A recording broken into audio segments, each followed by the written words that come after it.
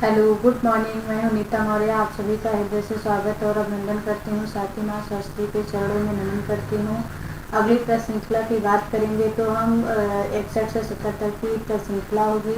तो चलिए 61 प्रश्न को देखते हैं। फूको के निम्नलिखित प्रकाशनों का सही क्रम कौन सा है?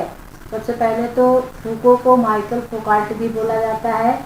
तो इसमें 4 ऑप्शन दिए गए हैं, जिनमें पहला ऑप्शन है the worth of the clinic, the care of self, the use of pleasure, discipline and punishment.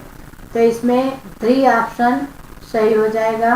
इसमें पहला सही क्रम में होगा the worth of the clinic, discipline and punishment, फिर दूसरा हो जाएगा द केयर ऑफ सेल्फ और फिर लास्ट हो जाएगा द यूज ऑफ प्लेजर। अब हम अगले क्वेश्चन की बात करेंगे। यह टिप्पणी किसने की है कि भारत की एकता अनिवार्य रूप से धार्मिक एकता है? तो इसमें भी 4 ऑप्शन दिए गए हैं। लुईस ड्यूमो, राधा कमल मुखर्जी, M.N. श्रीनिवास, D.P. मुखर्जी। तो इसमें एक ऑप्शन सही हो जाएगा, वह हो जाएगा M.N.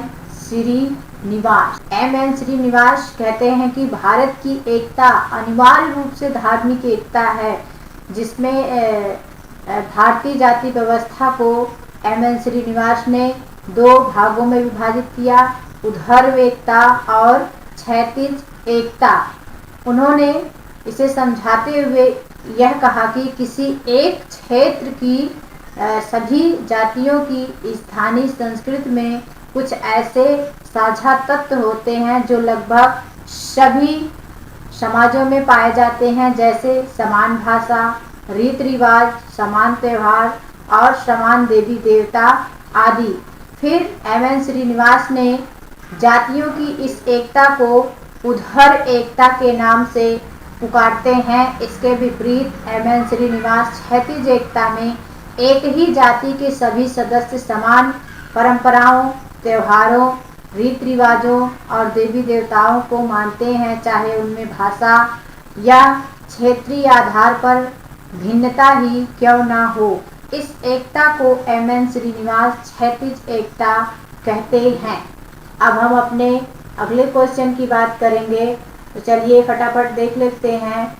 निम्नलिखित में से किसने 2 मॉडलों के रूप में समरसता और असमरसता, 2 मॉडलों समरसता और असमरसता शब्दों का प्रयोग किया है, जिसके माध्यम से भारत और पश्चिम में सामाजिक स्तरीकरण की व्यवस्था की तुलना की जा सकती है?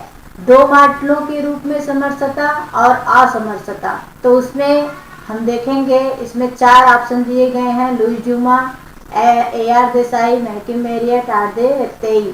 तो 2 मॉडलों के रूप में जो बात करते हैं समरसता और असमरसता की, तो वे करते हैं आर्दे वेक्तेई। आर्दे वेक्तेई ने समरसता और असमरसता शब्दों का प्रयोग किया, जिसके माध्यम से भारत और पश्चिम में सामाजिक स्तरीकरण की व्यवस्था की तुलना की जा सकती है।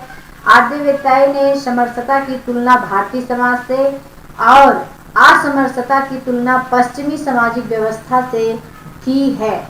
अब हम अगले क्वेश्चन की बात करेंगे। ये है क्वेश्चन अगला। सूची 1 को सूची 2 के साथ सुमेलित कीजिए। तो पुस्तकें दी गई हैं और लेखक का इधर नाम दिया गया है। अब हम इसको मिलान करेंगे। पुस्तकों में दिया गया है the second sex, feminism, sexual politics, gender trouble. तो हम बात कर लेते हैं। द सेकेंड सेक्स नामक पुस्तक को लिखे हैं S.D. बोवेयर ने। फेमिनिज्म को दिया है J. फ्रीडमैन ने।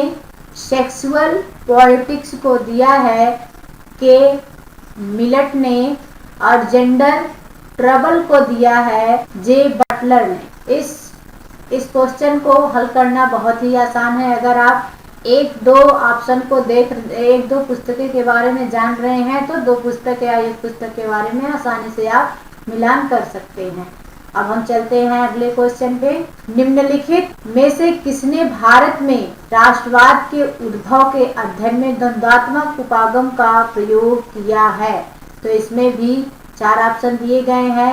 योगेंद्र सिंह, रणजीत गुहा, AR देसाई, MN श्रीनिवास। तो भारत में देखिए, भारत में राष्ट्रवाद के उद्भव के अध्ययन में द्वंद्वात्मक उपागम की बात कौन कर सकता है? तो वे हैं AR देसाई महोदय। AR देसाई महोदय ही राष्ट्रवाद के उद्भव और द्वंद्वात्मक उपागम की बात करते हैं। प्रोफेसर AR देसाई ने अपनी पुस्तक social background of Indian nationalism में भारत में राष्ट्रवाद के उद्भव के अध्ययन में द्वंद्वात्मक उपागम का प्रयोग किया है। AR देसाई ने अपनी पुस्तक भारतीय समाज के अध्ययन में मार्क्सवादी सिद्धांत जैसे ऐतिहासिक भौतिकवाद और द्वंद्वात्मक पद्धति का प्रयोग किया है। अब हम अपने अगले क्वेश्चन की बात करेंगे, तो चलिए फटाफट देख लेते हैं। निम्नलिखित में से कौन सी एक जनजाति अंडमान और निकोबार द्वीप, द्वीप हो गया है, यहाँ द्वीप रहना चाहिए, मिस्टेक हो गया है, इसके लिए सॉरी, समूह की है? तो इसमें भी 4 ऑप्शन दिए गए हैं। टोडा, जारवा, शाओरा, भील। तो इसमें जारवा ऑप्शन 2 सही हो जाएगा। ऑप्शन 2 इसमें सही हो जाएगा। जारवा जनजाति अंडमान एवं निकोबार द्वीप समूह में पाई जाती है। अंडमान एवं निकोबार द्वीप समूह का अध्ययन रेडक्लिफ ब्राउन ने किया था। अब हम अपने अगले क्वेश्चन की बात करेंगे, तो चलिए देखते हैं। धार्मिक ग्रंथों जैसे वेद और उपनिषद से व्युत्पन्न तथ्यों पर आधारित अध्ययन निम्नलिखित परिप्रेक्ष्य में से किसका प्रतिनिधित्व करता है? धार्मिक ग्रंथों और धार्मिक ग्रंथों जैसे वेद और उपनिषद से उत्पन्न तथ्यों पर आधारित अध्ययन निम्नलिखित परिप्रेक्ष्य में से किसका प्रतिनिधित्व करेगा या करता है? तो इसमें भी 4 ऑप्शन दिया गया है। भारत विद्या परिप्रेक्ष्य, संरचनात्मक प्रक्रियात्मक, सभ्यतात्मक परिप्रेक्ष्य, ऐतिहासिक परिप्रेक्ष्य। तो इसमें भी एक ऑप्शन सही हो जाएगा, वह है भारत विद्या परिप्रेक्ष्य, क्योंकि धार्मिक ग्रंथों वेद उपनिषद आदि की बात कौन करता है? भारत विद्या परिप्रेक्ष्य ही करता है। अब हम अपने अगले क्वेश्चन पे चलेंगे, तो चलिए देख लेते हैं फटाफट। किसने भारतीय सामाजिक स्थिति को समझने के लिए उपाश्रित परिप्रेक्ष्य का प्रयोग किया है?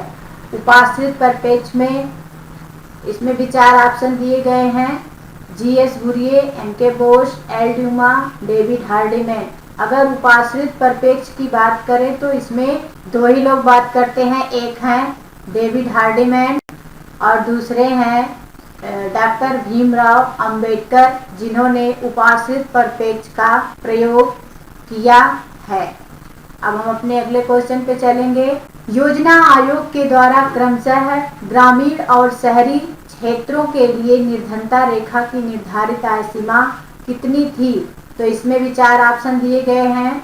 ₹28 और ₹34, ₹26 और ₹32, ₹20 और ₹28, ₹30 और ₹36। तो इसमें भी एक ऑप्शन सही हो जाएगा, वह होगा 2 ऑप्शन इसमें सही हो जाएगा, ₹26 और ₹32। अब हम अपने लास्ट क्वेश्चन की बात करेंगे। निम्नलिखित नीचे 2 कथन दिए गए हैं, जिनमें से एक अभिकथन A है और दूसरा तर्क R है। कथनों को पढ़िए और नीचे दिए गए कूट का प्रयोग कर सही उत्तर चुनिए। अभिकथन है, वर्ष 2014 में किए गए एक अध्ययन से पता चलता है कि भारत में संघ सूचित यौन उत्पीड़न की दर विश्व में न्यूनतम है। अब तर्क क्या कहता है?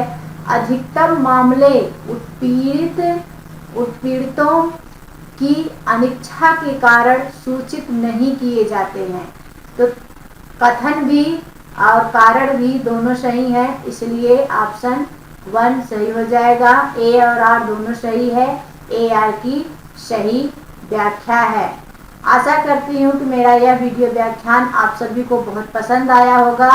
अगर मेरी यह वीडियो व्याख्यान आप सभी को पसंद आ रहे हैं तो प्लीज़ मेरे वीडियो को सब्सक्राइब करें, दोस्तों में अधिक से अधिक शेयर करें, लाइक करें और साथ ही बेल आइकन को प्रेस करना ना भूलें। तब तक के लिए धन्यवाद।